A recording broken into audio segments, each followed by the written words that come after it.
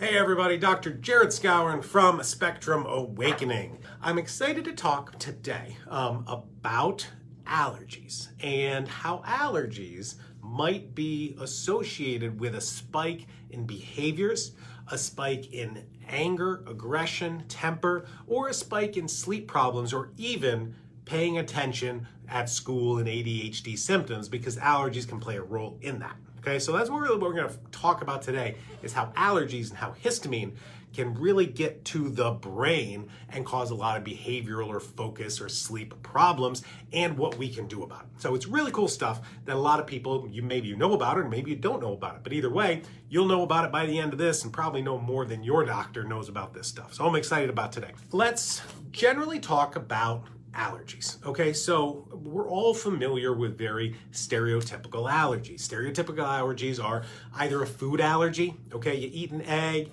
you have some dairy, maybe a strawberry, maybe a peanut, you're probably going to have skin reactions, on the lips or the mouth, or you might, it's going to turn red, it's going to swell, you might get a scratchy throat because of that swelling, or you start to get environmental allergies, whether that's the grasses or the trees or the pollens or the cats or the dogs or the moles or whatever, and you start to get the watery eyes and the runny nose, all right?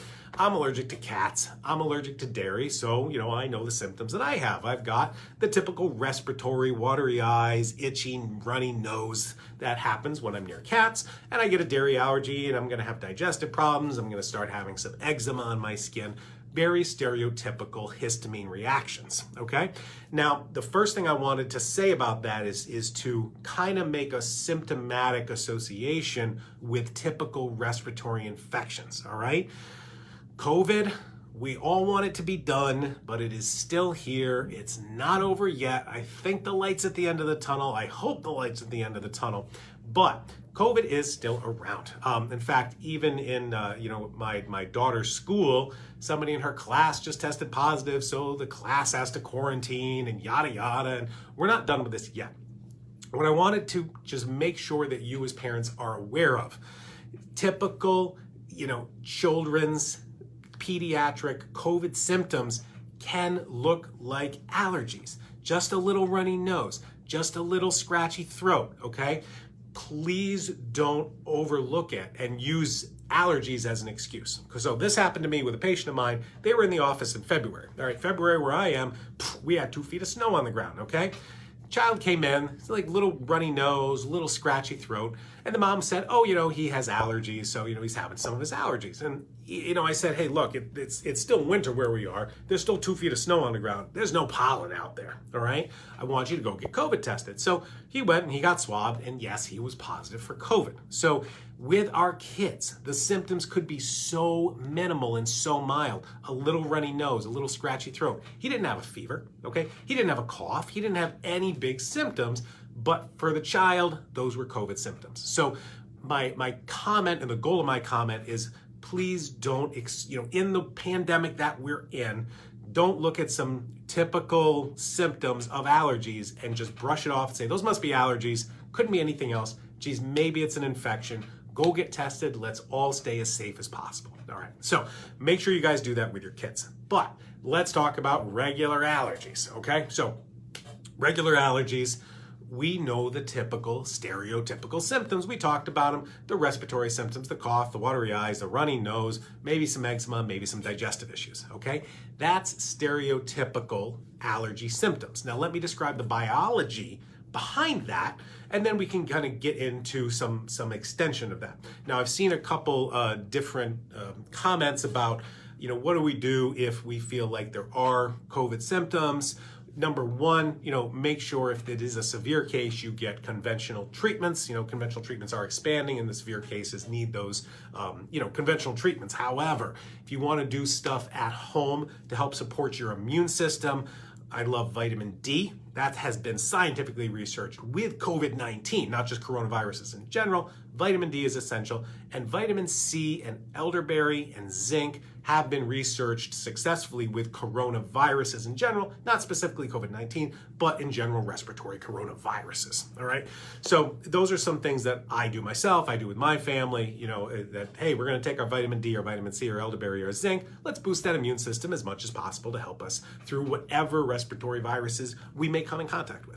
All right, so that being put aside, let's go through the biology of allergy symptoms. So there's two different things as we can do. Number one, or a couple things that are happening. Number one, our body makes histamine, okay? Histamine is the chemical that causes the allergy symptoms. Now, how does that histamine causes allergy symptoms? Well, let's take me for instance and a cat, all right? A cat comes across my path and the cat dander gets into my nose, I breathe it in, my immune system recognizes it as a foreign invader, attacks it, and releases histamine. So the histamine comes out of my cells and starts, connecting with different receptors. Think of receptors as like a keyhole and a key, and the key goes in the keyhole and things happen, the door opens, all right? So histamine docks up with these histamine receptors and I get my stereotypical symptoms. Now, that receptor is called H1. H is an abbreviation for histamine, and H1 is the receptor that causes these symptoms. Now, what many people don't know is that there are other histamine receptors, other histamine keyholes in the body that cause other symptoms that you may not associate with allergies, but are histamine symptoms, okay? So again, we talked about H1 receptors. That's typical normal allergy symptoms. Then there's something called an H2 receptor. An H2 receptor is located in the stomach and it makes the stomach produce acid, okay? So people who have acid reflux, that can be a symptom of allergies and of histamine. Because the histamine activates those receptors, you get more stomach acid, that may cause more reflux, all right? In fact, there was a whole class of acid reflux drugs called H2 blockers, like Zantac, okay? Zantac was a very common H2 blocker that reduced stomach acid. Now, in the acid reflux world, it turns out that PPI, proton pump inhibitors like Nexium, work better than the H2 blockers, but still that physiology is there. You can have an allergy and have reflux as a response, okay? Next is the H3 receptor. And this is the one we're going to talk about a lot today. The H3 receptor is in the brain, okay? And it causes inflammation and hyperactivity in the brain. So when histamine gets released from our cells, goes through our bloodstream, gets up to the brain, all right? That H3 receptor, that H3 keyhole gets activated, and it is a stimulant. So you get hyperactivity, you get anger, you get anxiety, you get lack of sleep, and you get lack of focus because the brain's going faster, but because it's from histamine, all right? So it's a very, not well-known biology that occurs, all right? Now, kind of a sidebar here, there's other ways for histamine to be going through the body, all right? And that is histamine is contained in certain foods. So certain foods have histamine, and you can have histamine symptoms to those foods, not because you're allergic to them, but because you can't handle the histamine, period, okay? So those foods are like chocolate, nuts, and certain vegetables. And you can Google a low histamine diet and kind of get those lists real quick and easy. And certain people are susceptible to those because certain people can't remove the histamine from their body. And that's a genetic problem. So think about a lactose intolerance, okay? If you have a lactose intolerance, you can't digest lactose, and you drink lactose and you have symptoms unless you take something like Lactaid or a lactose enzyme, and then the lactose enzyme dissolves or digests or metabolizes the lactose, and then it doesn't cause a problem, okay? The same thing happens with histamine. There are certain genetics in our body, ABP, HNMT. These are gene SNPs that you can test for. Like our gene SNP test on our website will test for these gene SNPs, and you can tell if you are predisposed to having histamine problems because your body just can't get rid of the histamine, whether it's from an allergic response or whether it's from the histamine in certain foods. So either an allergy or to certain foods will get histamine levels in the blood to rise, causing the symptoms. Okay, so what do we do with all that? Number one, you can do a genetic SNP test like we have on our Spectrum Awakening website, and you can look at these histamine genes. And these histamine genes basically tell us, am I going to be predisposed to histamine symptoms when I eat a high histamine diet or I'm exposed to something I'm allergic to, all right? Next, you can do a blood test or a 24-hour urine test to check your histamine levels. Sometimes that corresponds, sometimes that doesn't. You know, I've been doing this with patients, and yeah, sometimes it fits, sometimes it doesn't, but the tests are out there, all right? Next, you can take things that will decrease histamine in your body, all right? And there's two big things. Number one is vitamin C. So I'm gonna show you all the vitamin C supplements that we've got on our website. Vitamin C does reduce histamine, so that can help. And there's something called a DAO enzyme. DAO is an abbreviation for diamine oxidase. I might have that wrong, but DAO is an enzyme that degrades and digests histamines. So you can, take that as well, and it can reduce those symptoms. And that really seems to help a lot of these food-related anxiety or ADHD symptoms. So let's take that info and attach it to the science behind it. So hold on, everybody, cheaters on. There we go. So let's look at some science about histamine and autism and the anxiety and focus problems that occur. All right. First, this is associations with food allergies and autism spectrum disorder. So what this showed was very interesting. It compared those with autism and neurotypical people and how many allergies they had. Kids with autism spectrum disorder had allergies at the rate of 11%, 18%, and 16%. Okay? Those were for respiratory allergies, skin allergies, food allergies, respiratory allergies, and skin allergies. So the autistic kids had 11%, 18%, and 16%. Neurotypicals in the study had 4%, 12%, and 10%, 9.9%. So kids with autism, based on this study, have a higher risk factor for just allergies in general, all right? This next study talks about is certain subtypes of autism an allergy of the brain, okay? And it talks about how, let's go down here, activation of brain mast cells, and mast cells create histamine, okay? Activation of brain mast cells with the histamine can come from allergic, environmental, immune, neurohormonal, stress, and toxic triggers, and affect the areas associated with behavior and language that lead to focal brain allergies and subsequent focal encephalitis, all right? That's a little intense wording, but what it basically means is certain parts of the brain, and not the whole brain, can be inflamed from histamine. Very intriguing stuff, okay?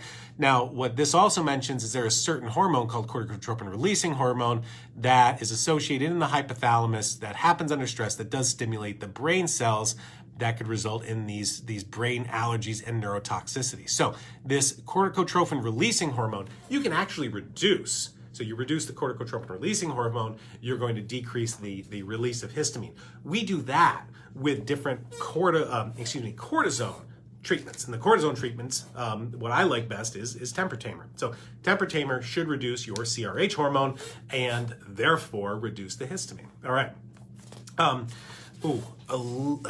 Alishba asks a really good question I want to answer now. My son's ears get red. How can I be sure if it's due to histamine?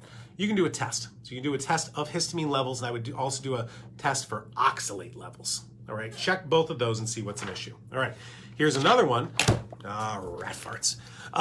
Here's another study, atopic diseases and inflammation of the brain in the pathogenesis of autism. Again, this study talks about how allergy diseases, atopic is another fancy word for allergies, asthma and eczema, how allergy diseases causes inflammation of the brain is part of how autism occurs, all right? Now, again, we talked about these different histamine receptors. The one in the brain are called H3 receptors. So that's what we want to see. Is that associated with anxiety, hyperactivity, autism, ADHD? And the answer is yes. And the way we know is we start using certain drugs and pharmaceuticals in our animal studies that work on that H3 receptor. So let me tie that into, let's take a sidebar back. If I have allergies, I have allergies to cats. What do? I'm going to take an antihistamine. I can take Benadryl, I can take Zyrtec, I can take Claritin, I can take quercetin, I can take natural stuff, all right? Those meds are H1 blockers. What does that mean? That medication gets in the way of that keyhole, that histamine H1 keyhole that creates stereotypical allergy symptoms. Histamine can't have that effect because the drug blocked the keyhole. It blocked the receptor, all right? But those drugs, Zyrtec, Claritin, Benadryl, typical antihistamines, only block the H1 receptor. They don't block the H2 receptor, causing reflux. That's Zantac. They don't block the H3 receptors in the brain, okay? In fact, they can make those symptoms worse because if histamine is floating around in your bloodstream, and it usually docks up with that H1 receptor, bing, okay? Then if you block that receptor, if you block that keyhole with Benadryl, let's just say, then there's still histamine floating around, and that's extra histamine that'll get to your brain. So if you have ever given your child Benadryl, Zyrtec, Claritin, and had a reverse reaction, like, whoa, I gave Benadryl to make my kid go to sleep, now he's bouncing off the walls, okay? That's almost a clear indication that you've got histamine problems in the brain, okay? So really interesting little subset of kids. So there's this class of drugs called H3 blockers or H3 antagonists. Those work like Zyrtec, Claritin, and Benadryl, not for the stereotypical symptoms, but for the brain symptoms, all right? So the rest of the research study are gonna focus on drugs that are H3 blockers, H3 antagonists. So let's see what the science says about those, all right? So here's a research study, and H3, a histamine H3 receptor antagonist, helps stimming repetitive behaviors and brain inflammation in mice autism studies, okay? So the histamine H3 receptor has been involved in several cognitive disorders such as Alzheimer's, schizophrenia, anxiety, narcolepsy, and this research study showing autism. So they have these certain mice that they make autistic with certain drugs, and that's how they do the research studies on these things, all right? Here's another one. Role of neuroinflammation, brain inflammation in autism, and an emergence of a brain histamine system, okay? So we are studying, and when was this research study done? That was just done last year. But we're studying and understanding how histamine affects the brain, all right? Histamine 3 receptor activation in the mouse model also causes tic disorders. Tic like motor tics, not like the bug tick and Lyme disease. So histamine as a stimulant can cause that kind of tic disorder. Here's the histamine H3 antagonist helps autistic behaviors in mouse models of autism. So they're doing the research studies. They're seeing that this is helping. Here's another one. Okay, histamine 3 receptor antagonists ameliorate ADHD as well. It's not just autism, it's ADHD. And why? Again, histamine's a stimulant. If I stimulate my brain so much, I got anxiety, and I can't think, and my brain's like pop, pop, pop, pop, pop, pop, pop. I can't sit down and focus. Like, let's learn fractions today, kids. No, my brain. Blah, blah, blah, blah, blah, blah, blah. All right, 2 more research studies, okay? Histamine 3 receptor is a potential target for cognitive symptoms in neuropsychiatric diseases, including autism. And last but not least, and what I circled on this one was the age of the study. This is a 15-year-old study, all right? This has been happening. We've been looking at this for so long, people. Why is it not in the conventional model of things? Because the research has been happening for 15 years. The 2006 study, histamine 3 receptor antagonist, promising for treating obesity and cognitive disorders. So the H3 receptor antagonist, potential treatment for ADHD, dementia, schizophrenia, as well as obesity and sleep disorders, okay? And I'll tell you, a lot of our kids who do have sleep problems and things like serotonin and melatonin don't work, you may do well on an H3 antagonist, an H3 blocker. So think of it as a Zyrtec or a Benadryl for the brain. Now, Zyrtec, Benadryl, Claritin, they're not going to work on the brain ones. There's a whole different class of things that we can do. So that leads us to the question, what do I do? All right, there's 3 things you can do. Number 1, okay, figure out, well, 4 things. Number 1, figure out if this is a problem. How can you do that? Well, A, you can do the genetic tests. So the genetic SNP test, not a microarray whole exome sequence, a genetic SNP test, and we've got one on our website. That's a cheek swab if you want ours. Then you can highlight the genetics that are associated with histamine problems, and I'll say, hey, I've got a higher risk of having these problems. And number 2, you can test your histamine levels. It's a blood draw or a 24-hour urine collection, that will help identify how much histamine do I have in my body at one time, okay? Or you can Google low histamine diet, take a look at the foods and say, hey, geez, does my child eat a lot of these foods? Again, ketchup, chocolate, nuts, certain vegetables, all right, gonna cause big problems for you at home. for you at home, of course you're all home, if you drink red wine has a lot of histamine. If you have a lot of, mood issues or sleep problems when you drink red wine, could be from the histamine. Could also be from the sulfates. Okay, there's a lot of factors in here. Next, what do we do to help it? Number one, vitamin C. As much as you can get without getting diarrhea. Okay, vitamin C will loosen your stools, but man, vitamin C will help reduce histamine. All right, there are other herbals out there. They're more Ayurvedic herbals. I'm researching these because we're going to do a new product formulation for the fall, and really get a good anti-H3 histamine natural product for us. Okay, because I think it's going to be big effect on a lot of kids. We're working on that product for the fall, but you can Google and research these Ayurvedic herbs. But for right now, vitamin C is the way to go, and a low histamine diet is the way to go. Okay, and then see if it works. Because if your child starts to improve behavior, language, sleep, just by pulling out some ketchup and some chocolate, you may be amazed, as well as adding a vitamin C supplement. Okay, so let me show you the supplements we have, and then we'll get to the questions. All right, number one, again, vitamin C.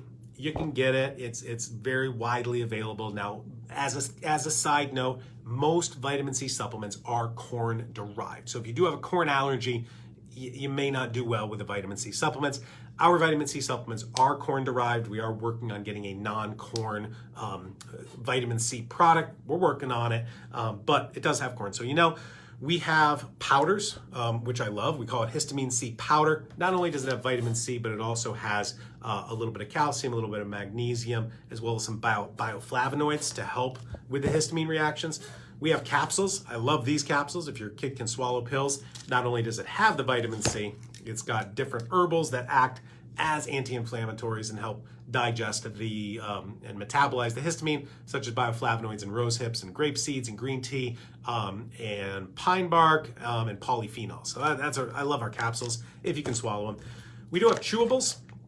These chewables are big. They're really big chewables, but if your child likes to chew tablets, this is a chewable tablet.